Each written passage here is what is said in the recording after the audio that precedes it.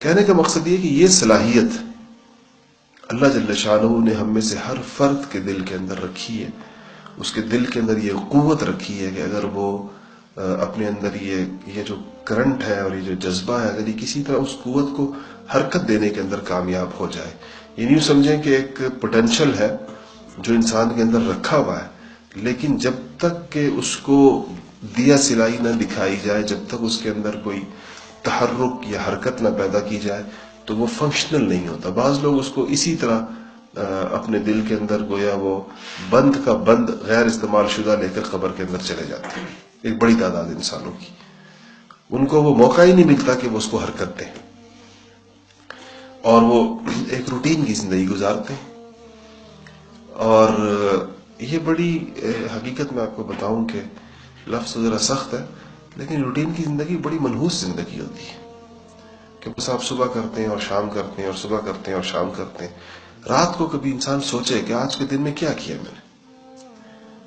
سوائے اپنے روزمرہ کے معمولات نمٹانے کے، میں نے آج کے دن میں کیا کیا. کسی بھی رات کو انسان بیٹھ کر سوچے تو اس کو اندازہ ہوگا کہ ہم ایک جس طرح بالکل ایک کولہو کا بیل ہوتا ہے، وہ ایک چکر لگا رہا ہوتا ہے. دیکھا آپ نے ہمارے ہاں پشتوں کے اندر اس کو گاڑے ہی کہتے ہیں، یہ جو گنے کے بیلنے کی جو مشین ہوتی ہے. مشین تو اب تو مشینیں آ گئی ہیں، لیکن ابھی تک کچھ عرصے پہلے تک بیل ہوتے تھے. تو وہ صبح سے اس بیل کو اس میں جوت دیتے ہیں، وہ سارا دن گول گول گول گول چکر لگاتا ہے. لیکن وہ تو پھر بھی اس چکر کے نتیجے کے اندر گنے کے شیرے کے ڈرموں کے ڈرم نکال لیتا ہے. پھر بھی کام ہوتا ہے. ہم جو چکر لگا رہے ہوتے ہیں اپنی سوائے اپنی ضروریات پوری کرنے کے، اس کے علاوہ ہم نے کیا کیا پورے دن کے اندر. اور اچھا، دن کے بعد آپ کبھی ہم بیٹھ کر سوچیں تو اس مہینے میں ہم نے کیا کیا، اور پھر مہینے کے بعد اگر ہم سوچیں تو اس سال میں ہم نے کیا کیا. اس سے انسان کو یہ اندازہ ہو جائے گا کہ میں اپنی قیمتی زندگی اور اس کے اوقات کو کتنی بے دردی سے ضائع کر رہا ہوں. اس طریقے کے ساتھ وہ ضائع ہو رہے ہیں کہ اس کا کوئی مصرف اور کوئی فائدہ اس کا. اچھا، پھر یہ اس طرح نہیں ہوتا کہ اوقات ضائع ہو جائیں تو بندہ سوچے صرف یہ ضائع ہو گئے. اوقات اپنے ساتھ، یہ بات یاد رکھیے گا، اپنے ساتھ مستقبل کے امکانات اور مواقع بھی ضائع کرتے ہیں. یعنی ایک انسان کا جب حال ضائع ہو رہا ہوتا ہے تو وہ اس کے مستقبل کو بھی نقصان پہنچا رہا ہوتا ہے. مستقبل میں اس کے لیے کچھ امکانات اور مواقع ہوتے ہیں، اس کا تعلق اس کے دل کے اندر موجود، کیونکہ جب انسان کا مستقل کوئی چیز ضائع ہو رہی ہوتی ہے تو اس کے اندر مایوسی پیدا کرتی ہے، اس کے جذبات اس کے نتیجے میں ٹھنڈے ہو جاتے ہیں. ان ٹھنڈے جذبات کی وجہ سے، اس مایوس کیفیت کی وجہ سے وہ ان امکانات اور مواقع سے بھی فائدہ اٹھا نہیں پاتا جو اس کو مستقبل میں ملنے ہوتے ہیں. کیونکہ کسی موقع سے فائدہ اٹھانے کے لیے آپ کا انرجیٹک ہونا بڑا ضروری ہے، ورنہ موقع آپ کے دروازے پر تھوڑی دیر کھڑا رہے گا، آپ کی سستی کی نظر ہو کر وہ چلا جائے گا. لیکن اگر آپ میں اس وقت قوت ہو کہ موقع ملتے ہی، بعض لوگوں نے اس کو تعبیر دیا کہ موقع یا خدمت دین کے امکانات یا مواقع یا دنیا میں کچھ کرنے کے ایک سرکش گھوڑے کی طرح ہوتے ہیں. اس کو اگر آپ نے اچک کر اس کے اوپر بیٹھ گئے اور اس کو قابو میں کر لی اس کی بعد، تو یہ آپ کو کسی بڑے سے بڑے سفر کے لیے آپ کے لیے کافی ہو جائے گا. اور اگر آپ جھجکتے رہے اور سوچتے رہے اور تو وہ تو گھوڑا ہے وہ غائب ہو جائے گا، اس کے بعد پھر آپ کے پاس موقع نہیں رہے گا. تو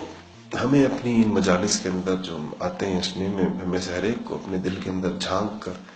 اس بات پہ بہت غور کرنا چاہیے کہ ایسا تو نہیں ہے کہیں کہ ہم نے اس حوالے سے اپنے اندر موجود اس قوت کو آج تک حرکت ہی نہیں دی،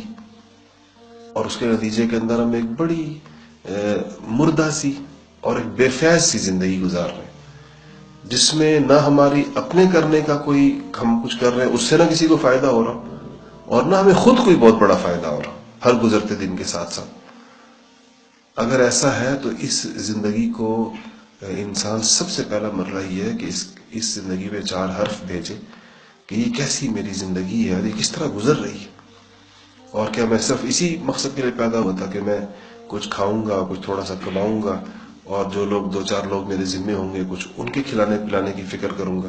اور بس پھر صبح سے شام ہو جائے گی، شام سے پھر صبح ہو جائے گی، پھر صبح سے شام. مہینوں کی کوئی اس کا آؤٹ پٹ نہیں ہوگا، کوئی اس کا نتیجہ نہیں ہوگا، کوئی اس کا خلاصہ نہیں ہوگا، کوئی اس کی افادیت نہیں ہوگی، کوئی اس کی نافعیت نہیں ہوگی. اگر واقعی ہم اپنی زندگی کے اوپر غور کریں گے تو ہمارے بیشتر اوقات اسی طرح گزر رہے ہوتے ہیں. اس کے لیے یہ ضروری ہے سب سے پہلے کہ ہم اپنی اس کمی اور کوتاہی کا سب سے پہلی چیز ہے کہ اس کا ادراک کریں اور اس کو تسلیم کریں، مانیں کہ یہ ایک مسئلہ ہے جو حل طلب ہے، جس کو ہمیں حل کرنا چاہیے، اور پھر اپنے آپ کو جو کام ہم کرنا چاہتے ہیں اپنی ذاتی زندگی کے اندر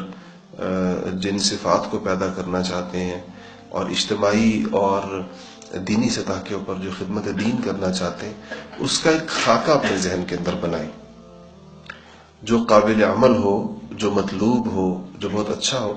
پھر اس کے حصول کے لیے اس کے ماحول کو متعین کریں کہ اب ان نتائج کو حاصل کرنے کے لیے مجھے کس قسم کا ماحول چاہیے، کیسا ماحول ہوگا، کیسی صحبت ہوگی، کیسی چیزیں ہوں گی تو مجھے یہ نتائج ملیں گے جن نتائج کی ضرورت محسوس ہو رہی ہے، جن نتائج کی انسان کی طلب ہوتی ہے.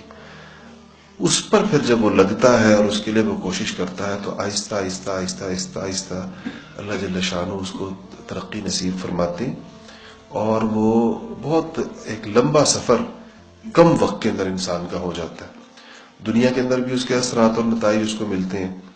اور آخرت کے اندر بھی اس کے اثرات اور نتائج اس کو ملتے ہیں. اس میں جو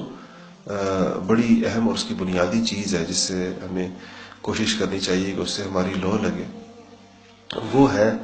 کہ اللہ جل شانہ کا ذکر ایسے طریقے کے ساتھ کرنا کہ وہ انسان کے دل کے تار چھیڑ دے. اس سے قوت پیدا ہوتی ہے. ذکر اصل میں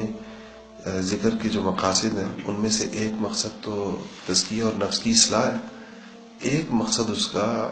انسان کا اپنے اندر اپنی ان تاروں کو چھیڑنا ہے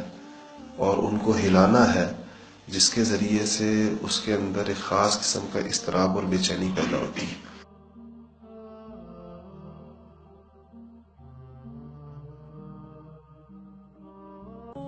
جمال الوجود بذكر الإله وتصفو الحياة بنور هداه. جمال الوجود بذكر الإله وتصفو الحياة بنور هداه. وتطلب نفس له طاعة ويبلغ سعد إلى منتهى. فؤاد شغوف إلى ربه أحب رضاه أحب لقاه. يظل يجيء